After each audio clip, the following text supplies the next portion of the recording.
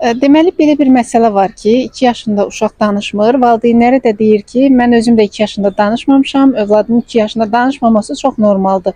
Bir loqoped olaraq sizin bu fikrə münasibətiniz necədir? Aytaç xanım, bəli, bəzi istisnalar var. Ancaq 2 yaşında uşağın söz bazası 50-yə yaxın olmalıdır. Uşaq öz fikirlərini sadə cümlələrlə ifadə etməlidir. Məsəl üçün, uşaq deməlidir ki, mama su ver, ata gəl, gedək, parka gedək. Bu kimi sadə cümlələr qurmalıdır.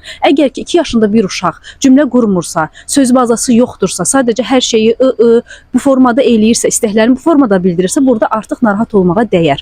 Valideynlər bəzən fikirləşir ki, uşağımın 2 yaşı var, danışacaq, biraz keçsin danışacaq, atası gec danışıbdı, nəsildə belə bir şey var. Gələn valideynlərin çoxusu bu kimi hallarla, bu kimi suallarla mənə gəlir. Onlara bir tövsiyəm var ki, uşaqlarda əgər bu kimi halla rastlaşırlarsa, o zaman mütləq şəkildə vaxtında mütəxəssisə müraciət etsinlər. Və son vaxtlar yemə problemi ilə bağlı çoxlu müraciətlər olur. Bunun sensor tərəfi ilə bağlı danışa bilərsinizmi?